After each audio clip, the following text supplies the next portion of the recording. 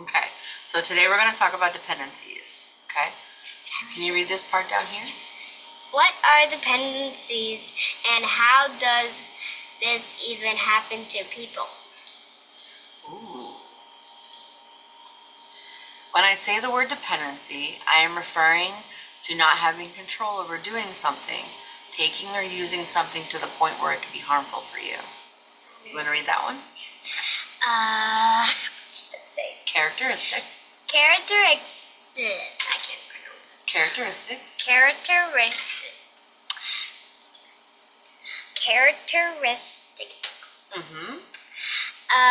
dependent include not being able to think about anything but that which you are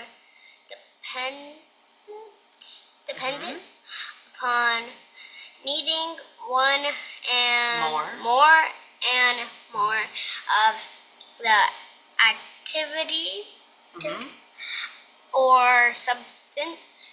The more you do it, aka gaining tolerance to it, and forgetting things in your life that would normally be important to you, such as school, work, or relationships. Great job. Good job. All right, let's keep going. What are drugs? The word drugs generally refer to any substance, be it natural or lab man-created, that changes how the brain and body function. Some drugs are made by pharmaceutical companies to be sold to the public by pharmacies after being prescribed by a doctor to help with some sickness or symptoms of a disease. Some people make drugs that mimic the similar effects that the pharmaceutical companies make in order to make money. Can you read the bottom? Some drugs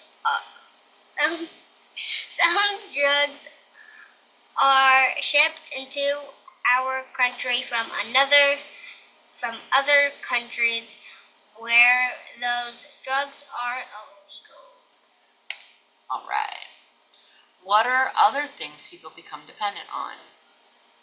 Alcohol, pornography, video games, drugs themselves, gambling, social media, and more. Excellent. Good job. Why do people become dependent? People become dependent for various reasons. Some have mental health issues such as loneliness, depression, or anxiety. They use the drugs to ease the symptoms of mental health issues for a short time, despite that it makes them worse in the long run. You want to read this? Some people have friends who use the drugs and then they try the drugs for fun. Suddenly, it's gotten out of control before they know it. Some people have a disease or physical reason to have the drugs prescribed to them and then either cannot afford the doctor or prescriptions, or their doctor takes them off the drugs, but the person is dependent and cannot stop. Read this one. Some use dependencies as coping mechanisms instead of learning healthy ways to deal with their feelings and problems. Great job. What to do if I feel like I might be dependent? Read this one. Talk with a trusted adult. Reach out to a mental health care provider or program for help to stop. Go to samhsa.gov to find a provider near you.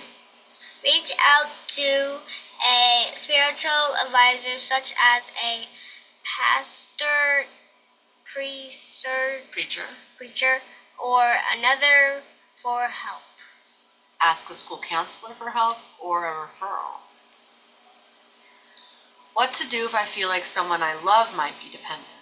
The first and hardest thing is that they have to recognize they have a problem and want to stop. If they don't want to stop or don't believe they have a problem, then it's not going to change. Read that one. Remember that just because an action might be something that can grow into a dependency does not mean that it is currency or that it will. Talk with your loved one or another family member or friend present to tell them of your concerns. Talk with a school counselor or other trusted adult about your concerns. Remember, connection is the most important component of recovery from dependencies. This does not mean to enable. It's being a present, loving space while they heal, and it can be invaluable. How can I prevent myself from becoming dependent? Can you read this one? Learn healthy coping skills to help when you are feeling scared, angry, lonely, or sad. All right. Practice moderation in gaming or other activities that can become a dependency. Read this one. This one? Mm-hmm. Connect with others.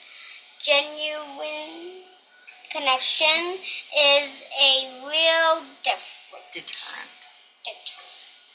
Only use prescriptions as prescribed, and then ask your doctor to wean you off of any medications that could become habit-forming. Know yourself and pay attention to your habits. Ooh, that's a good one. Talk with a mental health care provider, counselor, or a trusted adult if you feel like you might be having a mental health issue.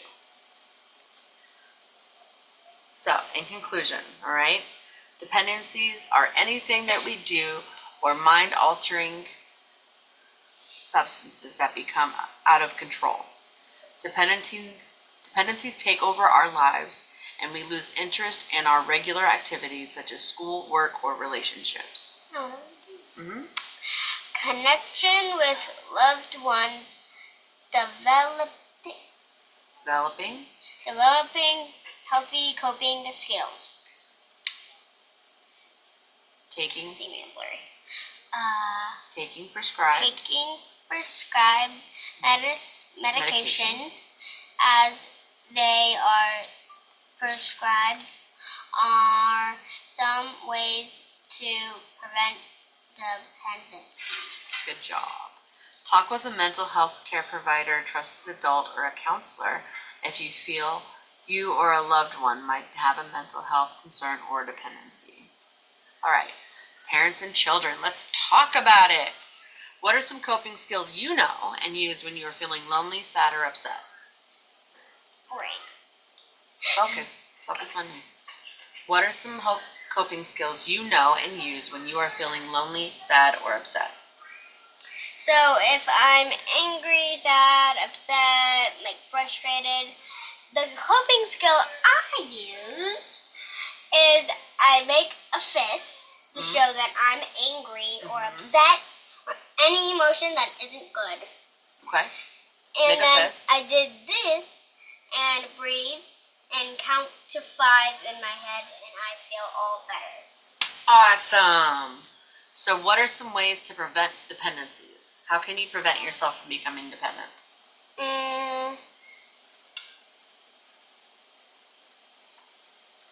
Well, preventing to become dependent. But to prevent it, you can. Do you want some help? Okay. What about moderation and activities? You could play with family games, maybe some board games, chess or something. Okay. How do you know if you have a dependency? These are all questions I'm asking you. But why is it? It was going to do the next one. How do you know if you have a dependency? You can know by seeing and stop. Okay, so you can know by this is what I'm gonna say. So you can know by at least stop taking them. Try to resist for one day, And if you feel like you're missing something, but you know you did everything, that's when you go and get some help. So you're saying when you can't stop, that's how you know it's a dependency. Yes. Very good. Who should you talk to if you think you or a loved one has a dependency? I think you should. Okay, so I have a few. Okay. I have a few answers. One, you can go to a trusted adult, an adult that you know, or like anyone you know that you know you can trust. Okay. Number 2 is you can go to like a parent or something. Okay. Number 3, you can go to a teacher. Number 4, school counselor. Mm-hmm. Or number 5, you can go to a friend.